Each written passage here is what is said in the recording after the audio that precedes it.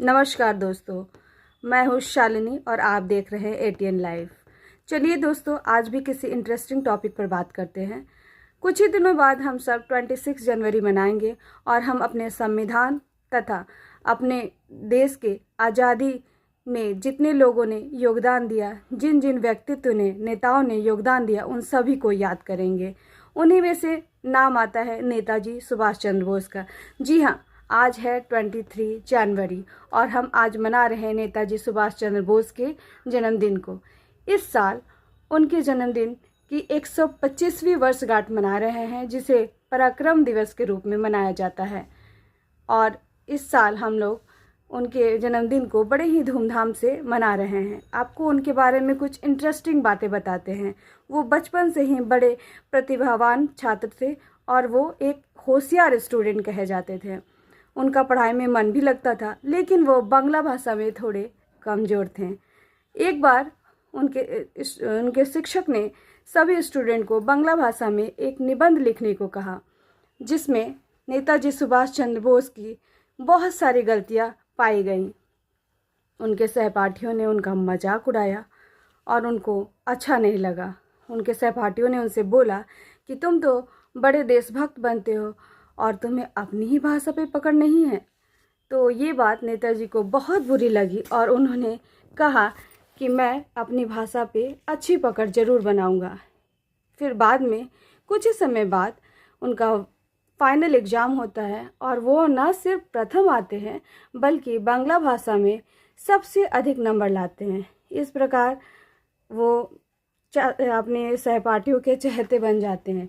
उनसे सहपाठियों ने पूछा कि आखिर राज क्या है, तुमने इतना अधिक नंबर कैसे लाया? तो नेताजी सुभाष चंद्र बोस ने जवाब दिया, अगर किसी भी काम को लगन, उत्साह और एकाग्रता से किया जाए तो वो काम ज़रूर पूरा होता है और उसमें हम सफलता ज़रूर हासिल करते हैं। इसी तरह नेताजी जब सुभाष चंद्र बोस जब कॉलेज में पढ़ते थे तो बंगाल में उस समय बहुत ही भयानक बाढ़ आ गई, तो वो पढ़ाई छोड़ के बाढ़ पीड़ितों की मदद करने में जुट गए।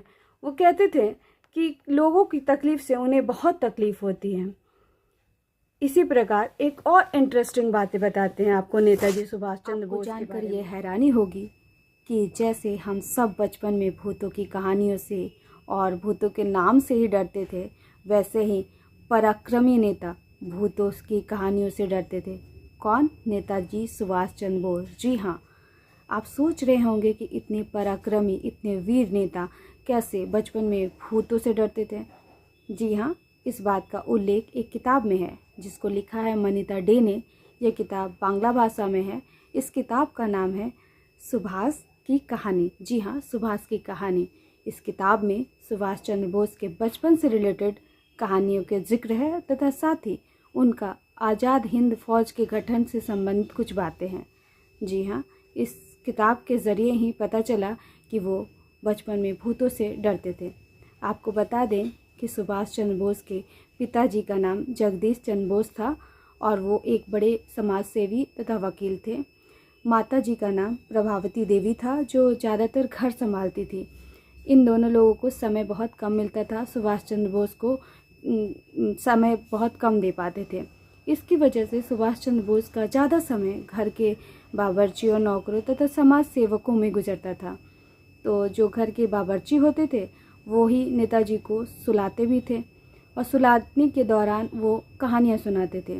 नेताजी उस समय कटक के आसपास, उड़ीसा वाले क्षेत्र के आसपास रहते थे। उनका बचपन वहीं गुजरा था। तो उनके घर के आसपास बड़े बड़े पेड़ हुआ करते थे और वो जो नौकर सुलाते थे उनको वो बड़े बड़े पेड़ की तरफ इशारा करके बताते थे कि वहाँ भूत रहते हैं। और तो और एक बावर्ची अपने हाथों पे ज़ख्म कर लेता था और नेताजी को दिखाता था कि ये भूत का ज़ख्म है और मैं ओझा हूँ। इस तरह से आप और भी सारे इंटरेस्टिंग कहानी का लुत्फ़ उठाएंगे मेरे साथ। तो स्टे ट्यून, एटीएन लाइव के साथ बने रहिए और टेक केयर, बाय बाय। आप अपना ख्याल ज़रूर